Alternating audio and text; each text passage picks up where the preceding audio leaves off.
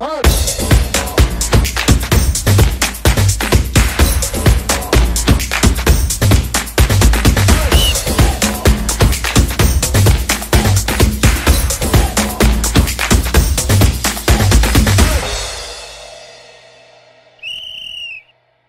afternoon to you watching West Nile TV. It's the first episode that we'll be having today, and we're up against history, and this is happening right in Yumbe district, where we are actually in the home of Midigo Calvary Football Club, the team that will be playing for the second time in the FUFA Big League. The first season done, the second one coming is where they are going to be participating. I am not alone. I also have guests that I'll be bringing in. I have my colleague. But we have a host of things that we are going to be discussing today. We have Paida Black Angels that is already up for a takeover. In case you have some money, you can actually pass through to Barokoro in Zombo district. You bet on that, or you give on that money, and then you will be in position to discuss terms. And on this note as well, we have Arua Hill Soccer Club.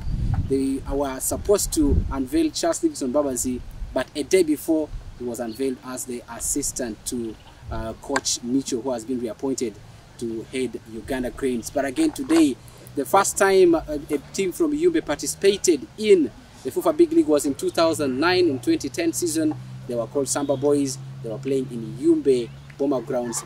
But today, we are in Yumbe district again, when we have a team that will be playing for the first time since 2009. They're going to be playing here in Yumbe district, and that is Midigo Calvary, a team that is not so much struggling, a team that has the vigor to carry on. But we have several things, and just like I said, we'll be first starting with what's happening at Barokoro, where Paida is up for a takeover. Have my colleague, he's called Fudribo Owen, and with him we'll be looking at several other things. You're most welcome. Thank you so much. It takes me back to remember that day, 2009/10, when Utoda got that promotion and they were the champions of this very league, FUFA Big League. So I could be saying it is another big one, but of course a couple of stories that you've talked about that will of course make a lot of people think, why all this? Why all these West Nile clubs in there? That means coming to Calvary, coming to Yumbe means that the team already had something in there, and the Shamba Boys that represented them will be one of the biggest things that someone will be talking about. Now Calvary is here. I'm talking about the Calvary Football Club that is already, of course, in Midigo. The environment is okay, everything is okay, and everyone will be looking forward to see that.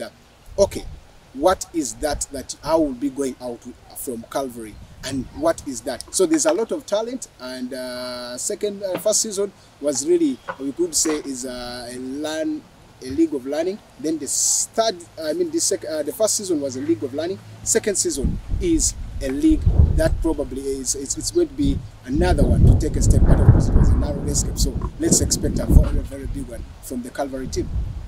Well, we need to start this rolling. A team by the Black Angels is up for a takeover.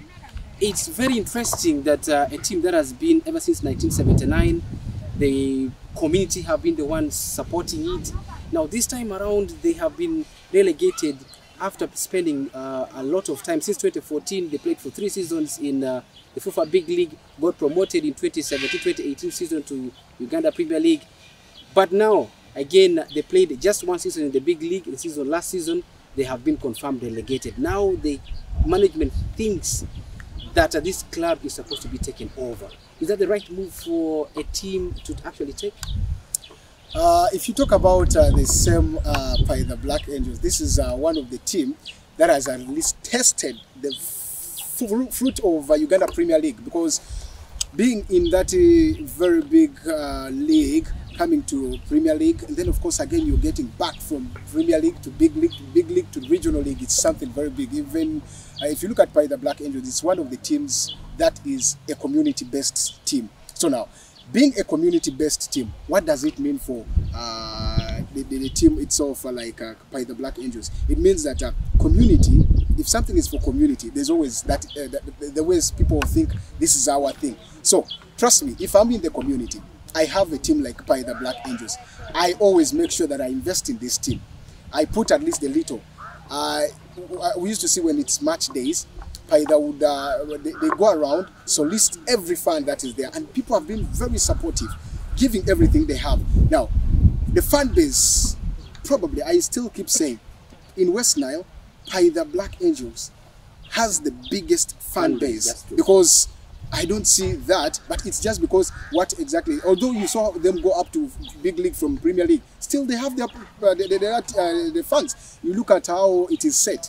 The setup is still also having, the fans came out, built at least a perimeter, if you go there you think you're sitting in a stadium, but of course it's a playground yet. So they have where they can make themselves comfortable and put everything. So I think that is one thing that has come in there, a community-based aspect that has been there, which has caused Paidha Black Angels to lose management. They have not got the right people who are supposed to handle this team. Trust me, by the time Paidha Black Angels went into Uganda Premier League, this would now be the time that you would see Paidha Black Angels even not touchable, because being a community club, people do everything. The fans come, every other aspects come. Now, you have the first management that came through.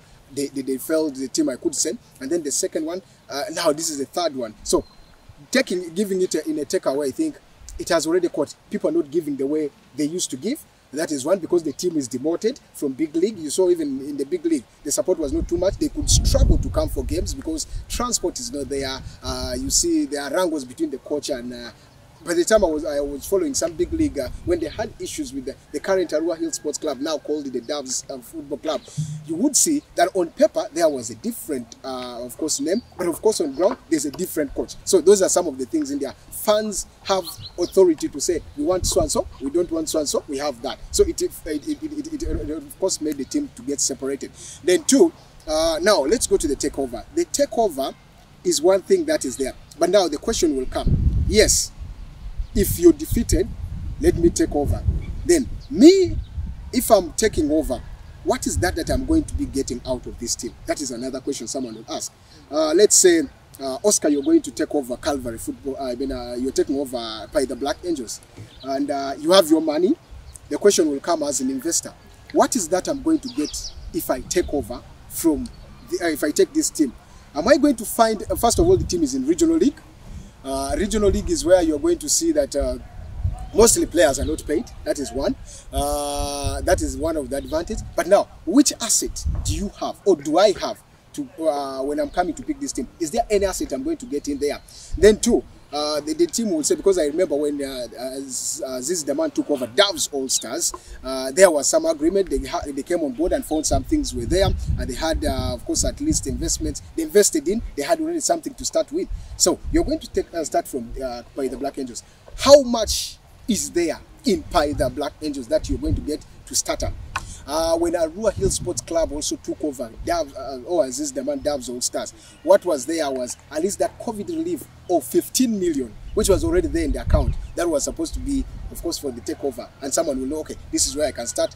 You have players to pay, you have other resources to go in there. So those are some of the few things that someone will consider for the takeover. But I think it is one thing that someone will say, if I look at the team by the Black Angels, is there anything I can get? Yes.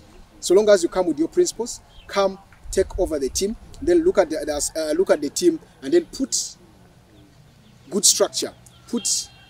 People should follow the organogram of how a team is supposed to run.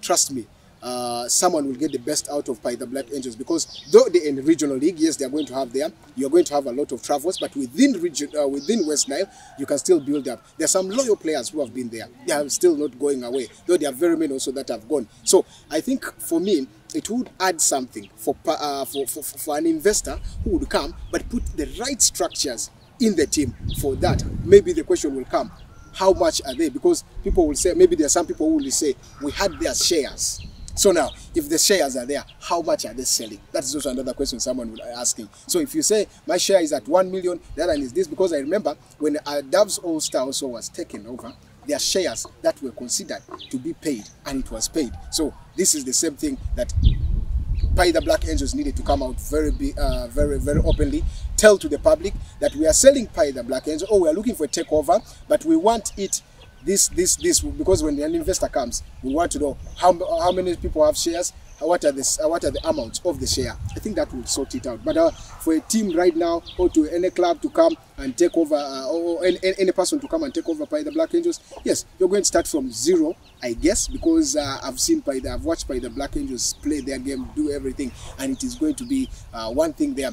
The last game they played with the Arua Hill Sports Club, they came at least 30 minutes late. That showed you that there's that disorganization with the team. But I think it is only all about management. And if your management is put in the right structure, everything will be very good to go. Well, looking at Team Paida still, as before we get away from that, it's been several things talked about Paida, basically about their level of disorganization. How do you think somebody who may possibly take over should organize Paida Black Angels? First of all, to get them from the regional league and again bring them to big league and possibly take them further. One, the advantage right now is the regional league, where I said you don't have to pay a lot of monies to players. Maybe you give them facilitation, you give them motivational monies to make sure that they have they move in there. One, put the team in a right order.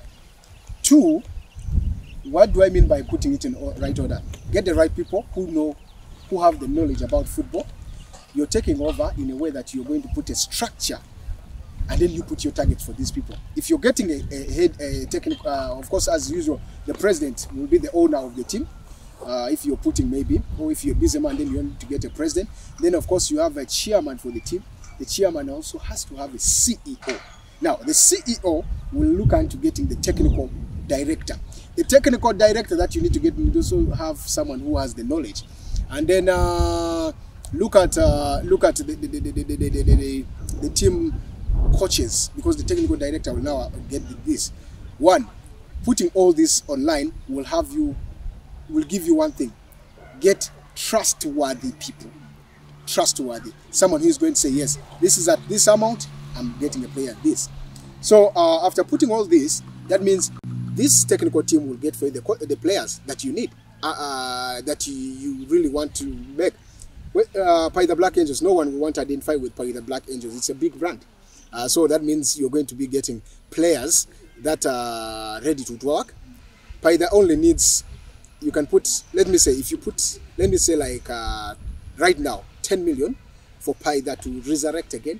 You're going to have your fan base. You have constant movement of the players from all this region of West Nile. You're going to play, and then mostly the distance is not too big. If you're in, maybe you're in the league where you're going to, you're in the region. You know you're going to surface the region just within West Nile. You're moving, unlike the one you move from here. You go to Soroti. You're going to Tororo to play a big league game. It is costly. But West Nile, 10 million. You have signing. You can sign players. You have the players that you can sign, and then you can accommodate and pay some of the staff.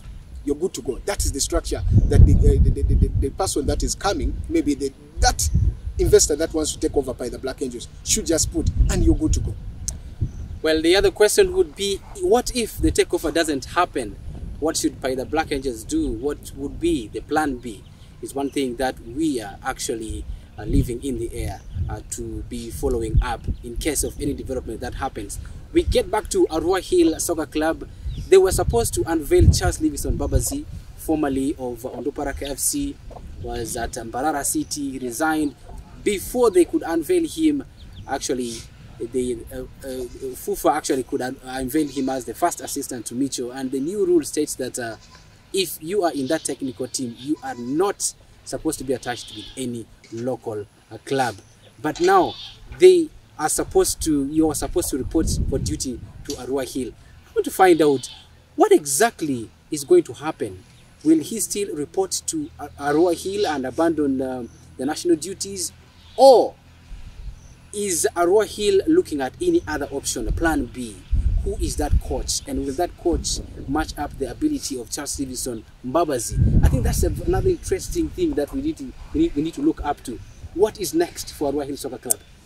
A very big coach you could talk in the region. I'm talking about Charles Livingstone Mbabazi. He's one of the coach, probably someone would say yes indeed. He has been, he's a journeyman, I could say. He's a journeyman. I love calling him a journeyman, and he's a coach who is always a journeyman. we saw him at Onduparaka Football Club. Before Onduparaka, he was at Mbarara City. He came to Onduparaka Football Club. After Onduparaka, he had to run to Wakiso Giants. Wakiso, just a few, of course, few games, 2 to 3 games. Of course, he's another journeyman. Went to Chetume Football Club, back to Mbarara City, where of course he resurrected Mbarara back after Senyonjo. Senyondo leaving of course the team because he was also engaged with the national team. So that is one thing that meant that Charles Livingstone Mbabazi was a good coach, and because Mbarara was going already into the relegation, but of course resurrected and kept them into the league. So if you look at the team Mbarara City itself, when they parted ways, when Arua Hill announced about Charles Livingstone Mbabazi coming in, okay, they didn't announce, but local papers, media reports show that Charles Livingstone Mbabazi was going. To my notice, it was only on Wednesday that he was supposed to be unveiled, but on Tuesday when he was supposed to take a journey off from Kampala to Arua. And remember, Micho was appointed some days before, and he was supposed to arrive in Uganda on a Monday. And then that very Monday was when he arrived. On Tuesday, he was supposed to have a press briefing. Then from there, that is when he did see, of course, Charles Livingstone Mbabazi called in and unveiled as the first assistant coach to to Micho. And now, this came with the clause or with the restrictions. You are not supposed to coach a local club unless you have unless you don't need the job. 1, it is a blow for Arua Hill Sports Club.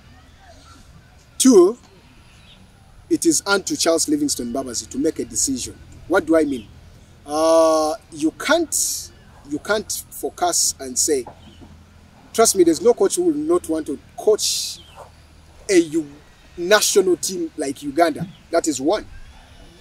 National team of Uganda has a lot. That's why you have seen him so much engaged. He has been in the team. So now, this is a chance for him to see that what is that I need to get now that I'm the first assistant. Sometime back, Engineer Moses Magogo, the president, came with a statement. We now need to invest in our own. What do I mean? We need to get some people to groom these coaches who are here. That means if we are to say you were the coach and you've been there, they need to groom you so that our own can take over Uganda. So that, who knows, this would be a very good chance for Charles Livingstone Mbabazi, who is also knowing that this is now his chance.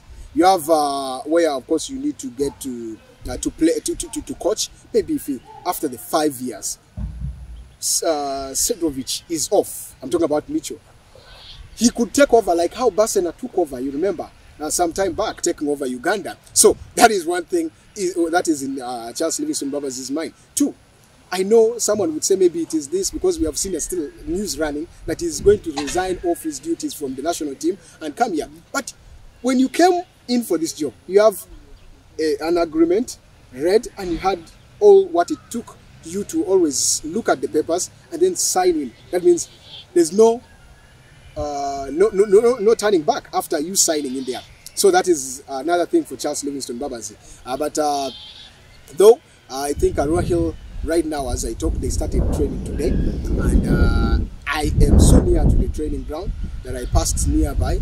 I looked at some coaches who were already there. What are some of the names? Rumali, I did see. Of course, I did see Sempija. Because Rumali was formerly of Mbarara, because he resigned very soon before.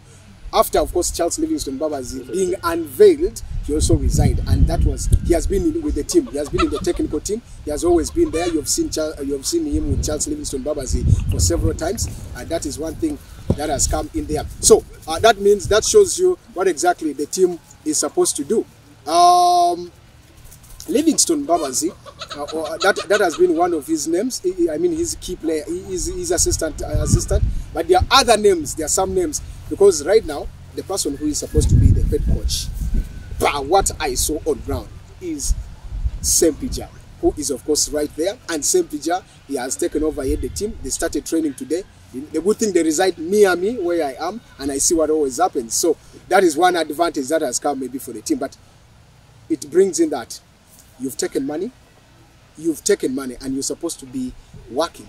And now another big money comes onto you. That shows you how probably good term this whole saga moving in there. So is he refunding back the money, or he is still going to say, let me remain with the national team, and I leave the job and I come to Arua Hill. So those are the two things for him. But for Arua Hill, it's a very big one.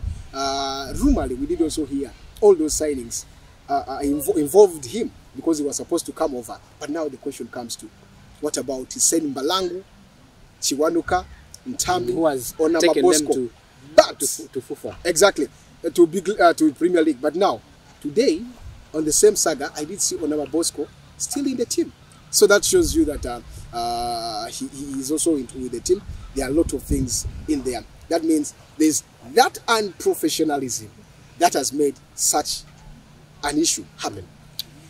Well, several things that we're going to be looking at. Of course, later on we'll take on you to the international scene. We'll have also discussions to get you through to the exit of Messi from Barcelona. Unexpected though, but it is something that's watched yesterday when he was actually wiping tears, shedding tears, because he didn't expect that to happen. Of course, the financial fair play rule in Spain is so much different from what we have in England. But now let's shift focus as we here with the host of this place, that is Midigo Calvary. We have the chairman amidst us here, and today is a very, very important day that we are engaging them on this. They have a very, very good place. For the first time since 2009, they'll be playing from Yumbe district, and that is this place where we are in is called Midigo Chapel. In fact, it's called Calvary Chapel, but found in Midigo. It's found also in Yumbe district. Chairman, you're most welcome to West Nile TV Sports. Thank you. We call it the West of Sports. Thank you, West Nile TV, for being here and supporting us in this show. Louder. Thank you, West Nile TV, for accepting to be here, and we are so glad to accept you here, and we are just well, it's amazing. By the time we arrived here, we were not expecting to have this beautiful scenery, but we were only asking, how did this happen? Why is this place not so much known? Midigo is a very interesting place. It has a very nice climate. You can see the beautiful rock, and a lot of people that come here, they end up making it as their own home. And we see mostly God is doing a great work here through the church, through the sports ministry, and through different activities, and this community is a loving community. Well, besides sports here, what else takes place at Midigo? I mean, something that is within your administration. What else is taking place? Well, Calvary Chapel Midigo is an organization, an NGO, local NGO. We do a number of things. We have the church as well. It caters for the spiritual and physical needs of the community. We have Promise Child as an organization that sponsors children. Now we have over 3,000 children that we find donors for them, and they sponsor them, they send them to school. We have other branches all over Uganda now, and out of that Promise Child we also have a very wonderful primary and nursery school, and we are so amazed that the Lord is doing a great thing, and we always have half of the population in PLE in first grade.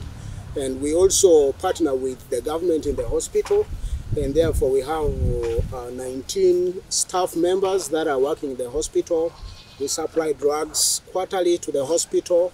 And sports ministry is an amazing ministry because it speaks all languages. It reaches to all categories of people. And this club started in 2008. When it was established, I was one of the players and I loved playing. And when we started throwing a ball within the community here, within just this place where we are seated, we saw the neighbor boys. They wanted also to be here. We threw now the ball outside the fence, and we formed clubs here to make this great club right now. Last season, this team participated in the second tier of the Ugandan League, the FUFA Big League. They finished number 6. And this time around, you are going to be playing at home. What is the expectation like when you find around the people who wanted to have that experience? What will be what is the expectation like for people at home? Well, for everyone here and all over Uganda, you expect great things from Calvary Chapel. Calvary Football Club. Last season was an experience to us. Of course, we learned a lot of things, and we have taken up, and we have improved a lot of things. There's audition of coaches. We have a goalkeeping coach. We have the assistant coach. We have a new head coach. We have a technical director, and we have the youth team coaches coming up. And so there's infrastructure taking place. We have 3 fields where we can, play around. Of course, you can see in the primary is where our training field, secondary is going to be our training field. And then the primary, we are building the dressing room. We are hoping perhaps if the grass grows very fast, we will be hosting our games here. Of course, we have a 6-acre, just some distance here, where we are hoping to build a stadium. We don't have finances. We always trust in God, and we believe if God brings the right partners to us, we can make this a great club. And our ambition, our purpose, our goal is to reach the Uganda Premier. Not only that, we want to exploit talents. We have links outside. We want to create very talented players that we can be able to market. That's why the junior team is coming up, and the technical director and his team are doing a great work. And of course, God help us with the bus. It has eased things for us. And so this season we majorly emphasized on, the setup of the club. Of course, now we have added a lot of players. I think from the past players, we have about 10 to 12 that we are leaving, and we now have a variety of players all over Uganda. Let's look at the other managerial bit in terms of finance. How much does it cost you to put this thing in place? Well, I cannot tell you exactly, because for us it is a faith-based organization. And probably where is this money coming from? Because you can't run football without money. No, of course I'm coming to the point. It is a faith-based organization. We trust in God, and when we started this ministry, the sports ministry, we prayed, and God gave us the okay to take it and just reach out to the community. And of course, we have donors. They don't measure the minor on this. They don't measure on the sports. They carry other activities, the hospital, and all that stuff. But for us, personally, we have people within our organization. They love football. We fund it ourselves. We only have a minimum support outside, and therefore, we are also crying out to the community there, because many people, they feel like they cannot be part of us because they think we have money. It's the brain. It's learning just to do with the little you have. And so if you're out there, you're looking to be part of this, maybe funding it, supporting it, please, you're always welcome. We don't have finances, but we trust in God. Football is again very, very tricky. I don't think you can run football without money. There has to be some aspect of money. Just like I explained to you, of course, last season, we looked at us qualifying to the big league. We looked at the most urgent, important need, and we felt the most important, urgent need was a bus. Of course, without the bus, we could not travel. We would be defeated, and so all our resources we pulled out to buy the bus, and we spent less on getting players. And now we have the bus. Now we know this time we have some little money whereby we can now get good players and probably push to the Uganda Premier. It's just what you can do with a little. I love the story in John chapter 5 where Jesus fed 5,000 only men, and there were children, there were women, and he fed them on 5 loaves and 2 fish. Yes. Okay. Yeah. That's a very interesting discussion. That's a very interesting discussion we've had with the chairman of Calvary Chapel, and also the chairman of Midigo Calvary Football Club, and we'll let him go, as we'll be preparing, of course, to have the CEO to have answer some of the other questions that we need to possibly put to him as the person in charge of getting the technical director and other important people in the club. Will have this, and we hope that we come again and have another discussion with him, especially on sports ministry. It's a very interesting subject.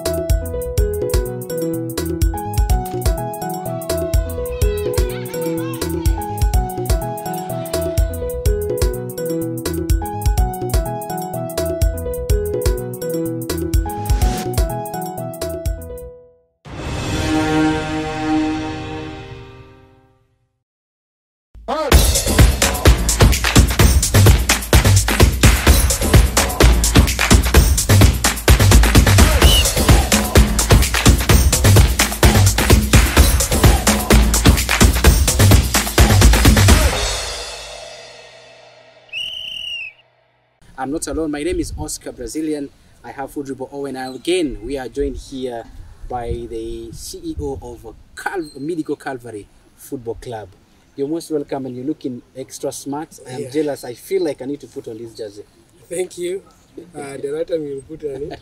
Yeah. Well, thank you so much. And with me here, I have him, and there have been media reports that Calvary already has their structure in place. They have a technical director, they have the head coaches, they have players coming. Some media reports have that they went and raided Paida with 4 players already here in this place. So I'd like to find out what exactly is happening. Do they have a technical director? Do they have all these structures in place? You finished 6th last season. What is the expectation this time around if all these structures are here in place? Thank you so much. I think last season was a great season for us to learn. We had to, of course, learn a lot of things, challenges out of the season, and then of course there's propelled us after getting to finishing in 6th position, and it made us to, of course, appoint the technical director, who ended up with us last season as the head coach, of course, to finish the season, because our head coach ended up resigning on the way. Of course, from there it had to give us a question to appoint now more other technical staff. That's the head coach, who is currently with us here, and then of course he has been coaching a lot of so many clubs, including the Acholi province team. He has been the head coach of the Acholi province team. And then also we have to appoint an assistant who has been also coaching the Blacks Power team, and then he has been also the head coach for the Karamoja region. So it has worked better for us. This time we want to acquire all these services in order to make sure we are compact this season to finish at a better level than what we had last season. And it is a history that has been repeating itself. Of course, we have been having from our first qualification from fifth division, we have been having all these steps done like that. In the first year we survived relegation, but the next year we'll be able to go to the next level. So that has been the greatest thing we have been having. Thank you. All right, let's look at this very Calvary team. Of course, when the coach resigned, you had a lot that came in there. You managed to survive from the relegation because you were just a few minutes off the relegation zone. If you look at this current season, you've got all these coaches. What is that you want these coaches to provide to you, and why have you got all these coaches? If you look at the Blacks Power's coach, he has been with the team Blacks Power, and of course had a very good performance. This time around you've got him, and then he's going to, of course, be a second fiddle to the man by the names of Akena, because if you say province, Acholi province, I recall the man whom they refused him a flight when he was supposed to go to Bradford, when he was with the Gulu United team, the under 23. That is one man I could be recalling of. So what is that you looked at to maybe making sure that he comes on board? Yeah, thank you very much. We needed more brain behind the football, in Calvary. So that's why all these great brains, we are able to bring them to make sure, we put them together, we enforce and make sure we produce a better result to come this season that we are beginning right now. Yeah. Well, from me, basically, I want to find out, this is a huge investment. Sometimes do you think of what would happen if this investment doesn't work out? Of course, when you do something, you can know, you are going to get at least a result out of this. I know with all that we have, it's going to yield a fruit, because what we had, if we compare what we had last time and then what we had this time, and of course we know it is going to be something, it's going to yield a fruit. With the qualities of the personnel that are on the ground, the tacticians who are on the ground, then the qualities of the players they are bringing on the ground, I think it's going to at least give us a better result. Well, you can. I think I want to say that is a very big one, and we're expecting more from Calvary Football Club, because this could be the season, though Calvary has not yet come up with list of players that they have to unveil, but I could be saying expecting a lot from Calvary this season, because last season, being the first of its kind, maintaining yourself into the league, it reminds me of a West Nile club, of course, Onduparaka Football Club, that also came and straight away to the Uganda Premier League, and still into the Uganda Premier League. That means we shall be expecting a lot from a Calvary Football Club, because it's not easy to keep it in the big league with all the travels and all these situations that have come through. But I will be posing my last question to, that is the CEO, as we sort this out. Is Andama Jr. still your player or no? Andama Jr. is still our player. No one has yet to come officially to us as the club to say, I need Andama's service. And Andama, he's one of the players we have called for to report in the camp. And he told us, he was able to tell us he will be able to come on during weekends. So please, we are expecting him to report to camp, because we are still having him as a part of our plan decision. Well, that makes it very interesting for me. A player who has been unveiled by Arua Hill Soccer Club. Media reports have it. The evidence is there. This is a player you have summoned to come back, and has managed to tell you, if that is true, that he's going to report to the camp for training. So what are you going to put in place? Is he going straight for disciplinary, or he's just reporting normally? Yeah, as a club, we have a way to take them through. Of course, we had those as rumors. We have treated as rumors, because we have never had any even official... with the player taking a picture in a jersey, Yeah, unveiled as a player of Arua Hill Soccer Club. I haven't seen anything in my hands tangibly to say, to allow this player to go elsewhere. You know, anybody can take anyone's picture and put it somewhere. Maybe that's how I treat it. Like, Photoshop? Yeah, maybe. I don't know how they have done it in that way, but of course, me, I know he's still my player. That's why when I gave him a call, he received and he responded that he will come. But what if this player is buying time? Yeah, if he's buying time, of course, you know, FUFA, the only one who is managing this Ugandan football is FUFA. And that's the government governing the leagues in Uganda. And FUFA has its own way. Of course, if we confirm that, yes, they are trying to rob us from our player, we'll take the right procedure to get him back, or to discipline him. So you're trying to say that this time round, there's nothing. You know nothing about Junior's movement. Two, you know nothing. That unveiling was probably not there, because we've had rumors still on media issues saying their club is using the bossman rule that says if a player is 6 months off, of course, actually 4 months, 4 months to the contract. I mean, maybe 4 months just with for his contract to run down. You are free to negotiate with anybody. Anyway, though it doesn't say that you are free to unveil, but that is one thing. So now, we would be expecting maybe through this negotiation, this could be now the time that they came to you. That's why we're asking whether he's still your player, or if there was any call from this very team of Arua Hill Sports Club. I repeat myself, there has been any official approach from Arua Hill about the player that you are talking about, that's Andama Jr. But now we had, of course, there were those other calls. We also hear, like just the way you are hearing, speculations. But of course now we have the, when they had the, so of course know that this is not going to be working well. We had to tell them, okay, like there was a kind of a call that they had to call, which was not official. But of course we had to tell them to use the official way. But of course when they called and we told them, let them come, we're ready to sit with them down round table and have anything shared. But now, no another official approach is being done to us. We cannot declare him to be of our player. Okay. Yeah. Another question that I'll pose in regards to that. Just like the rule he stated, when a player is left with about 4 months, you're allowed to negotiate, but not to be unveiled before any agreement. Now, I'd like to find out, was he remaining? Well, the contract, was it remaining 4 months to run down, or a year to run down? Because there are those two conflicting scenarios. On your side, the reports we are hearing that he was left with a year left on his current contract. On the other side, the people who are unveiling him are saying he was left with 4 months. So which one is which? On a certified copy of the contract we do hold in our hands, Junior is having 1 year contract left with us up to August 2022. That's what, as far as I'm concerned, that's what I know. It's a certified copy of the contract. The copy is there in FUFA's house, and then we have a copy.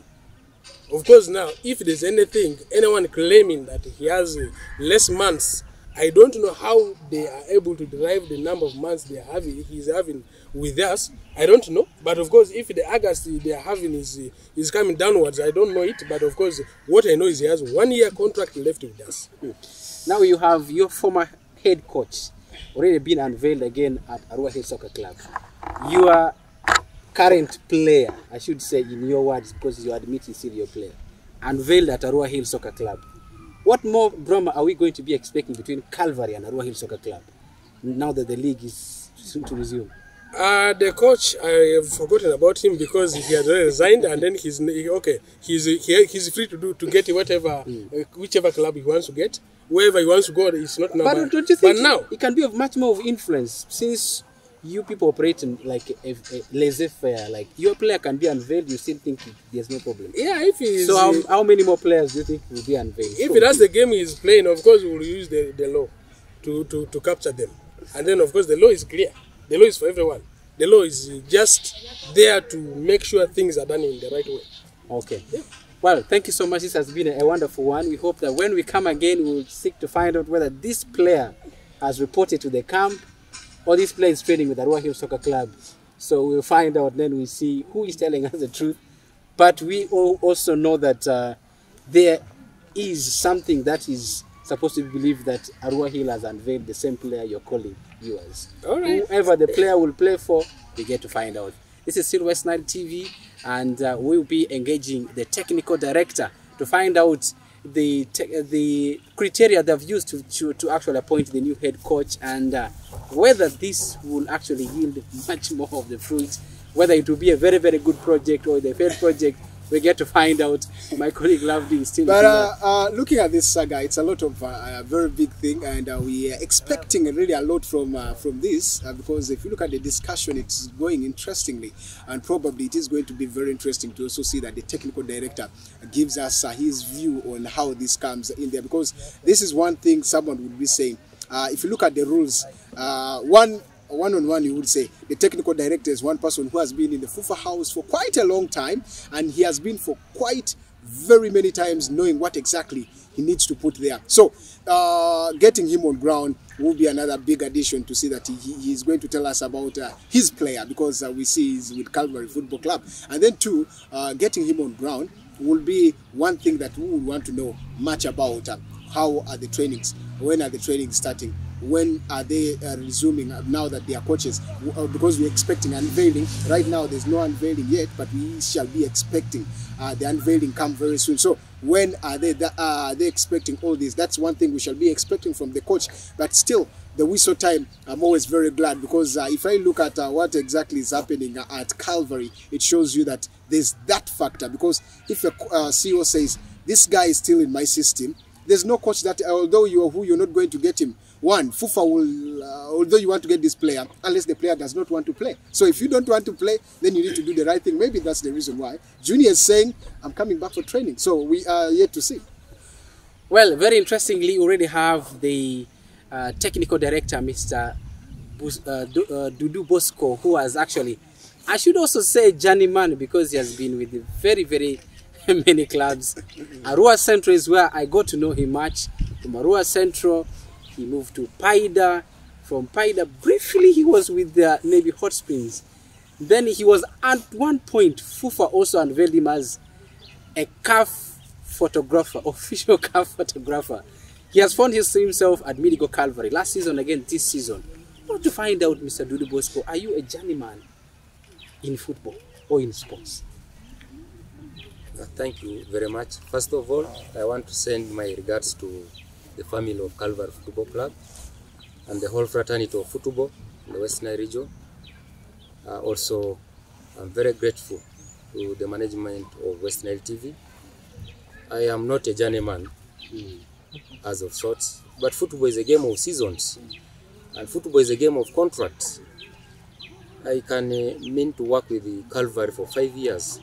And if that is my contract, I'll stick to that. that will be my obligation to fulfill the 5 years contract. The journey in football I started long time ago. I coached right from primary school up to the top level. Actually, before going to Paida Black Angels, after Arua Central, I coached a team in South Sudan, a top tier team, the police FC version of South Sudan, called Al Nasir FC. And I came to Paida Black Angels. I coached the Arua Hill team currently, when it was called the Doves All Stars. I went to Kampala, I coached the KCC under 17 team. I was doubling as a scout and a youth coach. I worked with an international agency called Sagrada Sports. Actually, currently I'm still scouting for them players. So, it's not about moving here and there, it's about sticking to your contract obligations. So at the moment, I have a contract with Calvary, started last year. We finished the first season successfully in the big league. So now the focus is what will happen this season. Let's get something very interesting that happened between the former head coach, and there have been a lot of reports that one of the reasons why the coach had to actually say he couldn't go beyond was citing issues of interference in his work. I know you being a coach who has experienced a lot, who has managed so many players, who has seen a lot of things. Do you sometimes feel tempted that some coaches are not doing things right and you want to help?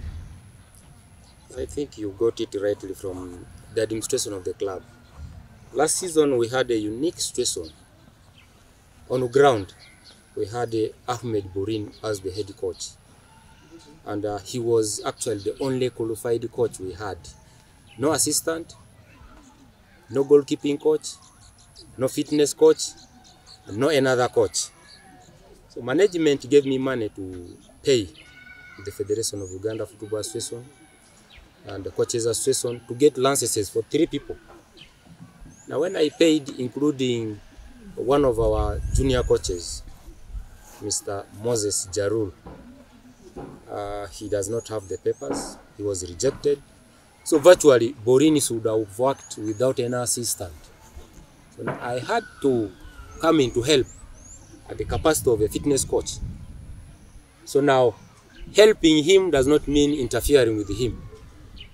He should have taken it in good faith, that being alone, I better take the advice of the available personnel who was around. So that was what you are treating as interference. But to me, I was helping. It's a very interesting one there, but let's look at this one now. This is the second season, Medical Calvary, and you've actually advised the management to go and appoint a coach that you deem fit. I know one thing with the technical directors, they appoint basing on tradition of the club. I would be forced to ask, what is the tradition of Medical Calvary that has prompted you to go and appoint or to look for a coach that you feel can best fit to push the tradition of this club? At the moment, we have a strategic plan, and our strategic plan points towards developing our own players. We want to recruit a lot of youth players within the region. We want to be like the factory of producing players within West Nile and Uganda at large. So if you look at these coaches who have brought in, their backgrounds are related towards developing youth. Mr. Kena has worked for over 10 years in Gulu with the Football for Good, with the Gulu United. He is the head coach of Gulu province, and you know the brand of football that is played by the Acholi province. I am his classmate. We started coaching together right from the lowest levels. Right now, me and Akena, we are in CAF B class. We actually hold CAF B licenses. He's a good friend. He knows the game very well. His history speaks volumes. His CV speaks volumes. So to me, he is the rightful person to take Calvary to the next level. And if you look at his assistant, again, the record speaks volumes. He has coached quite a number of teams, including female teams, and all of them have been outstanding. Black Powers last season is not one of the teams with a lot of money, but he put together a team of young players. The results we are seeing all over. So now, we have a team of 3 coaches who are the heads of the provinces.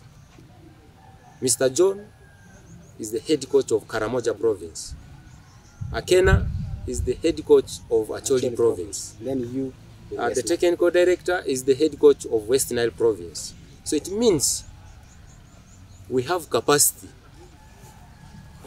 to surpass all the talents within northern Uganda and northeast. So that's why you are going to see a totally different Calvary team come 2021-2022 season. I think before you have unveiled any other, the technical team, at least we've known the names, so those are confirmed official names, and no player has yet been unveiled by, that is Calvary Football Club. But being a scout, being with all the head coaches who are, of course, in these provinces, head coaches of provinces, probably we shall be expecting a very big one from, that is Calvary Football Club, just like I highlighted before.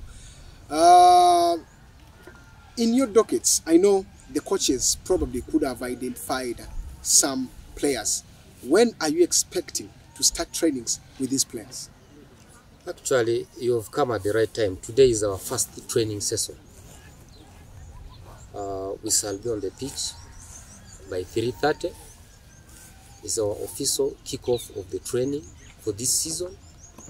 And in the next 2 weeks, we should have identified the rightful players that will take us in this season, and the target is the StarTimes FUFA Premier League.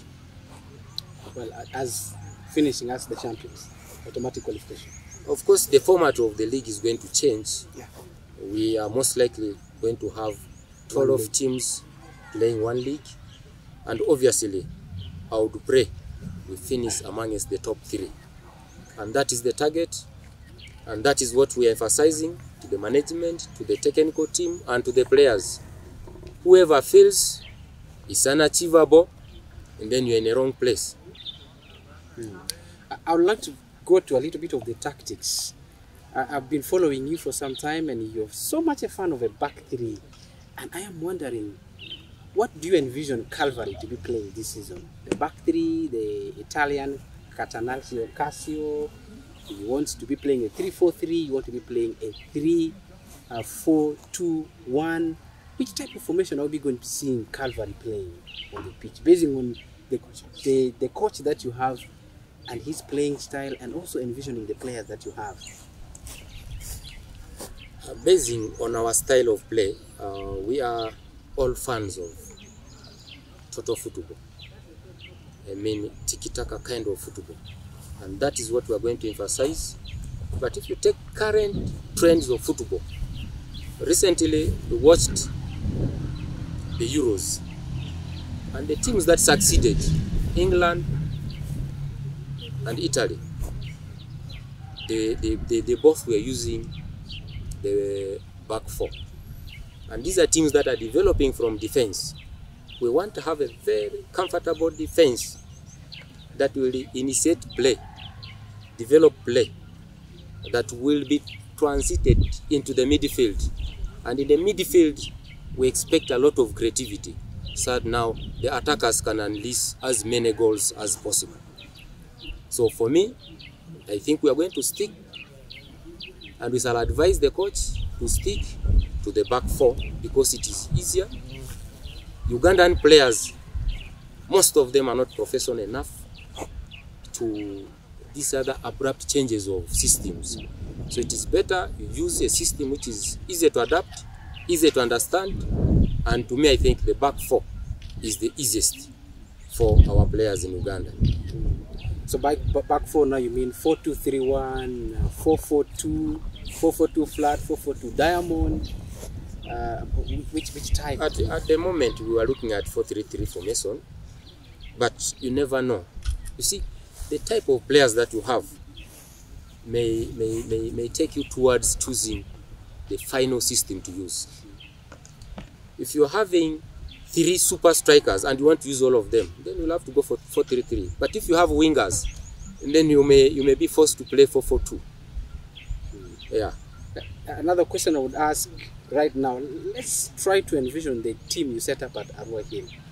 You had the likes of Agao Rashid, you had who actually went up to Barcelona, a team, players like Akua Rafael, I don't know where he is these days, very talented. Odipio Hubbard, last featured for Bull FC. How do you compare the type of players you had then with the players you have now? What difference do you see in the generation of players then and the players now? I must admit that there was a moment when we had a golden generation. All the names you've given us, there was a system that we used to bring them up. And if you look at the moment, most of them are phasing off. So we want to use the same system, the same method at Calvary to bring another crop of players that will dominate Western Nile football and Ugandan football for long. At the moment, you are looking at the team that is going to participate in the FUFA Big League, which is coming now. But for us, our focus is on establishing a development site, which is an academy, and that will be the team that will portray the culture of Calvary Football Club. Because at the moment, we are bringing players from different backgrounds. Fine, the technical team identified players that will fit. But in the long run, we are looking at producing our own players from the academy, and the sky will be the limit. For us, our players will be the players we produce ourselves. Those ones we have recruited at the moment are temporary to help us establish the team strongly, particularly the big league team. But we have a plan, together with the management, to generate players in Western Nile, that the whole of Uganda, whether you are KCC, whether you are Villa, whether you are Arua Hill, it is better they befriend us now, because soon or later they will be knocking our doors for players. So if you are taking our players right now in a manner that you want, and then you'll not like it in future. Okay. Well, thank you so much, and this has been the Waste of Time first edition, and we're doing it right here in Yumbe District. We hope to have many more of these engagements coming in, and you're watching this live on Star Times and the channel 477. My name is Oscar, and in case you do need to advertise with us, get to know that you can follow. You can actually on the bottom of your screen you can have all the contacts, and you will be able to actually come to our head office as well to have business discuss, and all this is happening. This is just the beginning, and we shall do this up to when we feel we have satisfied you enough. Thank you so much, and from me and the team, we actually wish you the best, and keep watching West Nile TV.